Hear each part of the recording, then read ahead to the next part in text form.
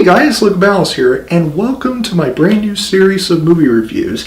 For this series, I'm going to be doing my series of movie reviews on X-Men movies. I'm going to be doing reviews for every X-Men movie that I have not done reviews for leading up to Dark Phoenix, which comes out on, I believe, June or July. I'm thinking July, but somewhere around there. I'm going to be doing a series that will lead up to that. So to start off my series of X-Men reviews, the first film that I'm going to be reviewing is X-Men, the first one that came out in the year 2000 and was directed by Bryan Singer and stars a humongous assemble cast. In a world where mutants, who are evolved superpowered humans, exist and are discriminated against, two groups form for an unavoidable clash: the supremacist Brotherhood and the pacifist X-Men. I rewatched this movie for the first time in a very long time. I have not rewatched this film for many years. I watched it, but I was very young when I watched it the last time. After rewatching it yesterday, I was amazed by how really good this movie is. In fact, it was a near perfect film in my eyes, if you ask me. And keep in mind, this movie came out in the year 2000. The year 2000, a year where it just boosted the whole popularity or boosted the whole notion that comic book / superhero movies can actually be good, not just financially, but critically as well. And this is the film that started it all, not just the MCU, but just in all of superhero genre of movies in general. And even almost 19 years later, it still holds up to this day, not just from a cinematography perspective, but from a choreography perspective, the directing perspective, and the fighting, and just everything else from in that perspective. It just holds up so well in terms of CGI, choreography, the fight sequences, as well as the story and the characters' moments that actually were memorable. Now let's get into the cast. Starting off with Hugh Jackman. He was the crowning jewel of this entire film, from top to bottom, from start to finish. Scene after scene after scene. He just proves, he proved all the naysayers wrong when they were criticizing him for playing this role, or prejudging him for playing this role specifically. Very much like how people prejudged Ben Affleck for playing Batman in Batman v Superman, and he proved a lot of us wrong. But Hugh Jackman, he was the absolute highlight of this film. Not just because he was really awesome and badass in many action scenes, but he has a lot of character arc to him. He has a lot of depth and so much development for the character that he plays, Logan / Wolverine.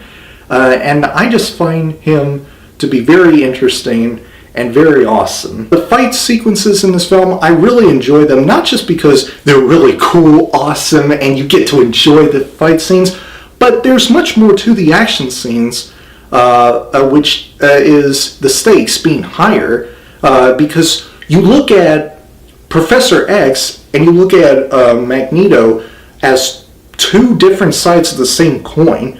There's one side that believes that mutants should be treated as equals to mankind, by mankind, and just be looked at as anything other than different.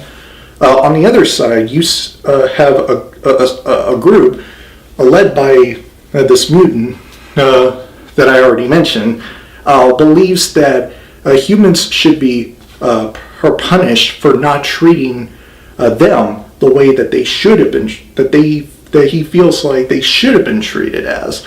It's kind of a Martin Luther King Jr. / Malcolm X type of story here, Like, you get what I'm saying? Just two different sides of the same coin, and it's a very interesting way to tell that story. But one of the hugest admirations that I must give to this film, X-Men, it tackles on the certain issues such as fear, discrimination, and so many other things that were used against mutants. Specifically in this film, we get to see a lot of humanity protesting or voting or not willing to support the whole mutant community. I mean, this film tackles on like those types of issues, those discrimination issues, the fear of being different from a majority of people and being part of the minority. I mean, this film tackles on all of that, and but it doesn't do it in a much put it in your face type of way all the way. You get what I'm saying? It was done in a very interesting way, and that's one of the things that I admired so much about X-Men. It's much more than just a popcorn action superhero film that is just all about action scenes and superheroes fighting bad guys and defeating them.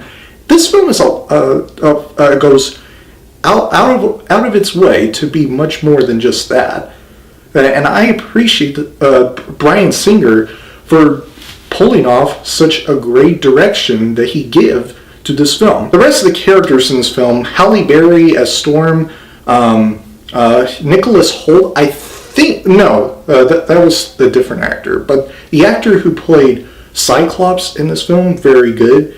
Who else? The woman who played Mystique, really cool. I mean, just everybody else in general really pulled off their performances in this film. Just everybody across the board, cast, crew, director, writer, you name it. I mean, everybody in this film seemed to know what they were doing. Because if this movie didn't succeed, not just financially, but critically as well, I don't think we would ever have any superhero movie that would actually work. We wouldn't even have the MCU if they weren't that good. We wouldn't have the what else? Or the Spider-Man movies that we have. We wouldn't have the DC superhero movies, kind of like the Superman and Batman movies and stuff like that. If this movie didn't succeed, we wouldn't have any superhero movie to this very day. And it's a good thing that this movie did succeed financially and critically. And one more thing that I want to talk about before I give this film my verdict. The ending of this film, I really love. The one ending scene where you see Charles Xavier sitting down with Magneto playing chess in that prison cage, plastic prison cage, and as Charles Xavier wheels out, you see both of them looking at each other, and Magneto says, this plastic prison won't hold me forever. The war is still coming, and I intend to fight it by any means necessary. And I will always be there, old friend. And that is a great ending scene, because it really sets up so well to what the future installments were going to be. It sets up so well for what its sequels were going to be, especially X-Men 2.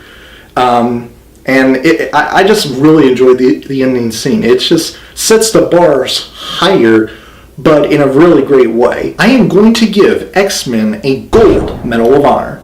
So anyway, guys, that is my review for X-Men. My next review in my X-Men series of reviews is going to be for X-Men 2, and it will be up this Saturday. Not next Saturday, but this Saturday.